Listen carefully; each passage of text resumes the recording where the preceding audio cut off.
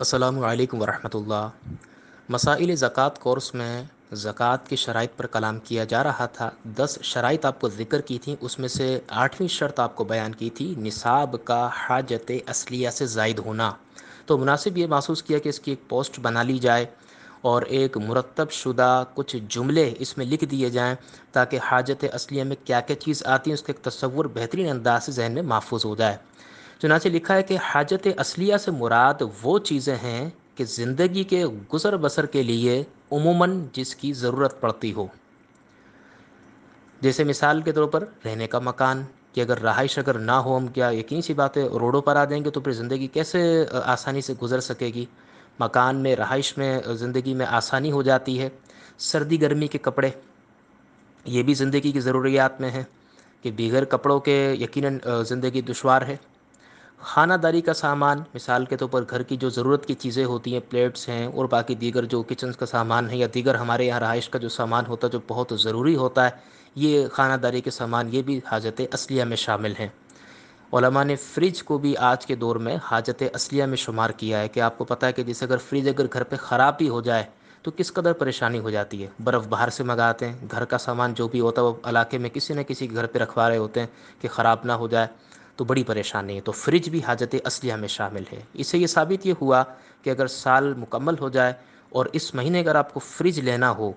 تو اگر وہ پیسے رقم اگر مائنس کر دیں اور نصاب اگر باقی نہ بچتا ہو تو پھر آپ پر زکوٰۃ فرض نہیں ہوگی۔ یہ کانسیپٹ کلیئر کرنے کے لیے میں نے اس کو باقاعدہ اس کو شامل کیا ہے تاکہ اچھی طرح بات سمجھ میں آ جائے کہ نصاب کا حاجت اصلیہ سے زائد ہونے سے کیا مراد ہے۔ تو مکان، سردی گرمی کے کپڑے، خانہ داری کا سامان، سواری کے جانور، اس سے ثابت یہ ہوا کہ اگر آپ کے پاس گاڑی نہیں ہے، پریشانی ہوتی ہے اور پیسہ آپ نے جمع کیے ہوئے ہیں اور سال بھی اگر مکمل ہو گیا اور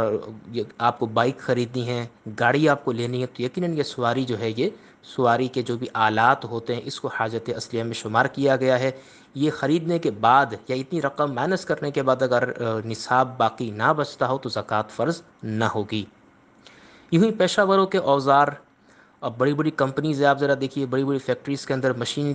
مشینریز کی حاجت ہوتی ہے، تو اگر اتنا پیسہ جمع کیا ہوا مشینری کے لیے تو سال اگر مکمل ہو جائے اور اس کے بغیر یقیناً آپ تجارت کے معاملات نہیں کر سکتے تو ان کو بھی حاجت اصلیہ میں شمار کیا گیا۔ اسی طرح آپ ذرا دیکھیے مکان کا کرایہ اور یوں ہی جو دکان کا کرایہ ہے یہ بھی یقیناً حاجت اصلیہ میں شمار ہوگا۔ جب ہم قرض پر کلام کریں گے کہ کون کون سے قرض منہا کیے جاتے ہیں،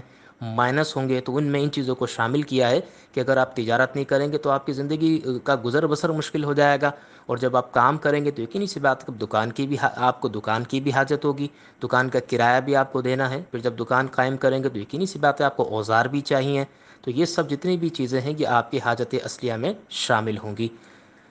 یوں ہی اہل علم کے لیے حاجت کی کتابیں، مثال کے طور پر جیسے مجھے ایک سیٹ چاہیے، وہ مجھے کہیں نہیں مل رہا لیکن مجھے خریدنا پڑے گا اور میری ضرورت ہے، اس کے بغیر میں بہت مشکل ہے میرا کام کرنا، میں ایک عالم دین ہوں اور مجھے اس کی اکثر اس کتاب کی حاجت پڑتی ہے، اور آپ ذرا دیکھیں جا کر کہ کتابیں کس قدر مہنگی ہو گئی ہیں۔ اب وہ دور چلا گیا کہ وہ ایک ایک سیٹ آپ کو 2-3 ہزار میں مل جایا کرتے تھے، اب 10,000، 15,000، 20، 25، 30 ہزار میں فتاوی رضویہ کا سیٹ کی قیمت اب یہ ہو گئی۔ غریب آدمی کی پہنچ سے تو بہت دور ہو گیا یہ۔ اب اگر کوئی طالب علم وہ پڑھنا چاہتا ہے، اس کو علم دین کے حصول کا شوق ہے، وہ پیسے جمع کر رہا ہے، سال مکمل ہونے کے بعد اگر ہم کہیں کہ آپ پر زکوٰۃ فرض ہو گئی تو یقیناً اس کے لیے حرج لازم آئے گا۔ تو اہل علم کے لیے جو ضرورت کی کتابیں ہوتی ہیں اس کو بھی حاجت اصلیہ میں شمار کیا ہے۔ اور کھانے کا غلہ وغیرہ جو ہے، مثال کے طور پر جیسے گندم آپ نے ڈلوانی ہے، جیسے پنجاب سائڈ میں تو ایسے ہی ہوتا ہے کہ وہ پورے 6-6 ماہ کے لیے، 4-4 ماہ کے لیے گندم پہلے اسٹور کر کے رکھ لیتے ہیں، تو یہ بھی حاجت اصلیہ میں شمار ہوگا۔ اس کے علاوہ مثلاً 2 گاڑیاں آپ کے پاس ہیں، ایک آپ کے استعمال میں ہے، ایک آپ کی گراج میں سی کھڑی ہوئی ہے، آپ کے گھر میں کھڑی ہے، آپ ایسے اس کو شوقیہ استعمال کر لیتے ہیں،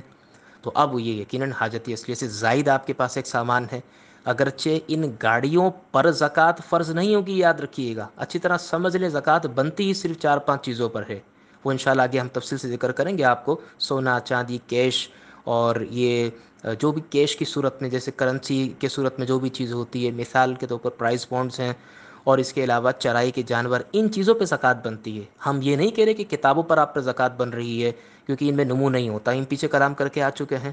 لیکن بہرحال یہ چیزیں ضروریات زندگی سے زائد ہیں. یہ مثال میں نے آپ کو بتا دی. اس سے ثابت یہ ہوا کہ ایک شخص جس کے پاس کچھ مال نہیں ہے، مثال کے طور پر اس پہ زکوٰۃ فرض نہیں ہے،